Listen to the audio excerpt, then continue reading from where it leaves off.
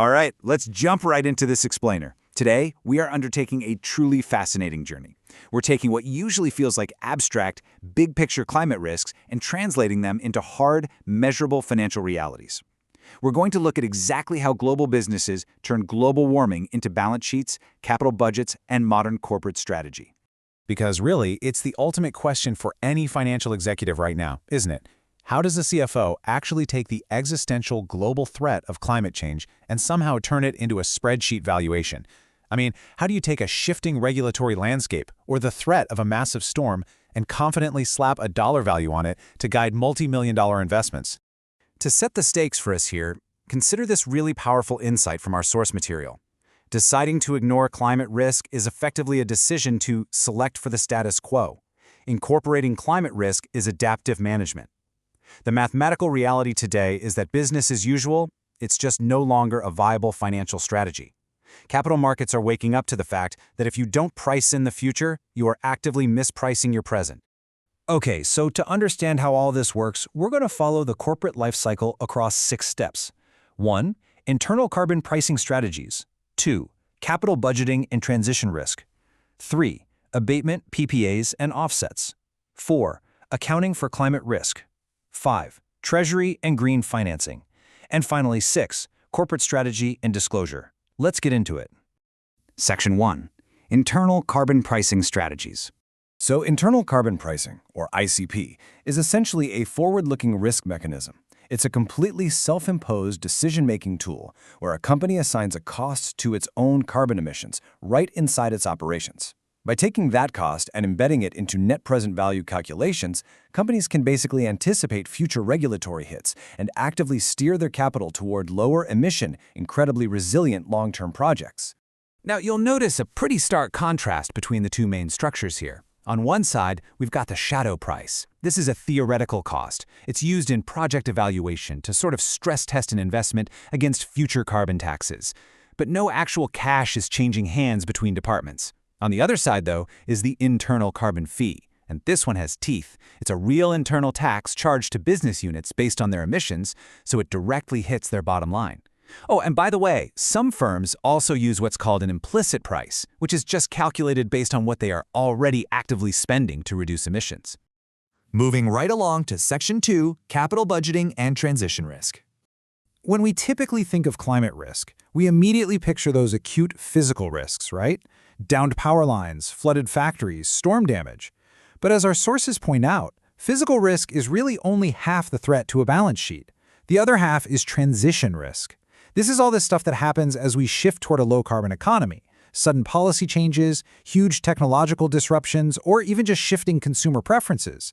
And honestly, for long-term capital allocation, transition risk can absolutely be just as damaging as a hurricane.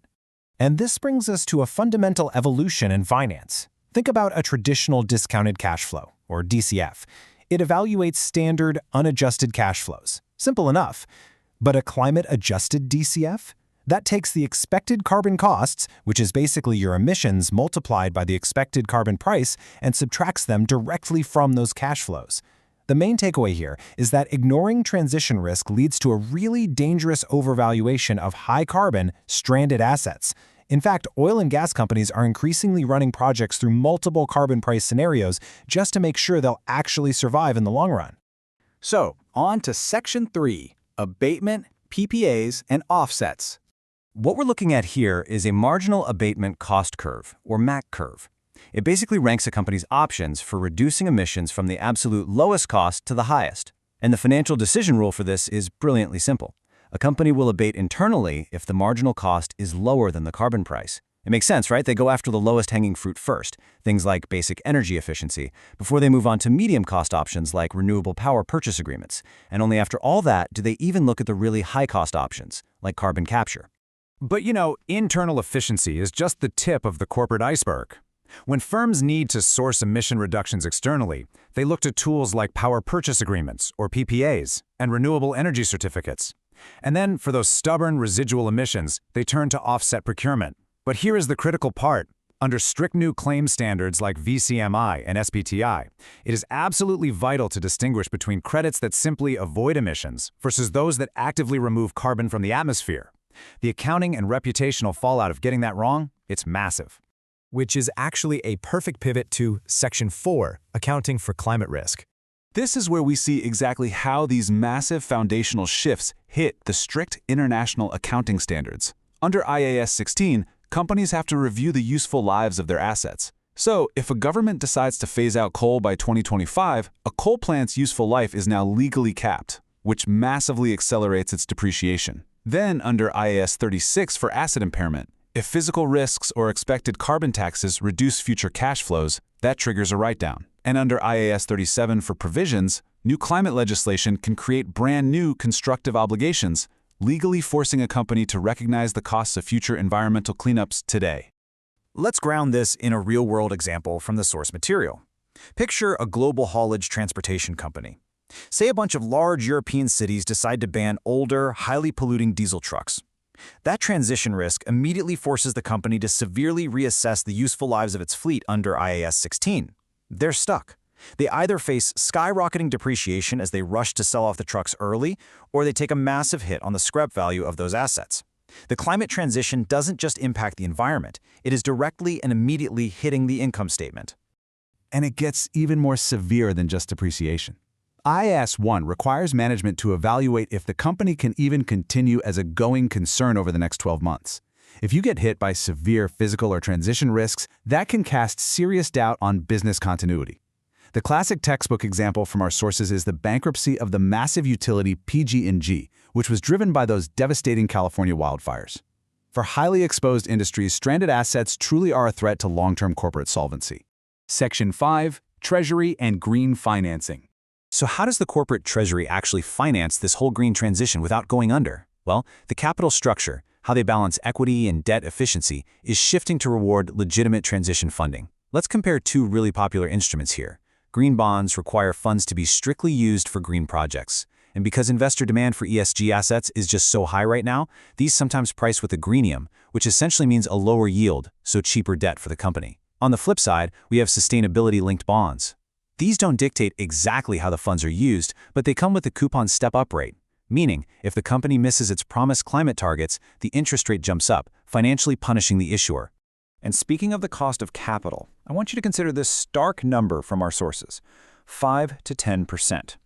That is the amount by which unmitigated extreme weather events can increase a company's cash flow volatility, which is also known as its beta. If your business is highly exposed to climate shocks, your risk profile shoots up, your cost of capital goes up, and your share valuation takes a direct negative hit. Finally, Section 6, Corporate Strategy and Disclosure. Today, disclosure frameworks like the TCFD and the new ISSB IFRS 2 standards are rapidly becoming the absolute norm. And what they are increasingly demanding is this concept of double materiality. This means it's no longer enough for companies to just disclose how climate change impacts their financial health, the physical and transition risks we've been talking about. They also have to disclose how their own operations impact the climate and society at large. It is very much a two-way street of transparency. So we've seen how internal carbon pricing, capital budgeting, complex accounting standards, and green debt all weave together to form a modern corporate climate finance strategy. The tools absolutely exist to turn existential risk into adaptive management. So I'll leave you with this final provocative thought to take back to your own organization. Are you actively pricing in the future, or are you just mathematically selecting for a status quo that simply no longer exists?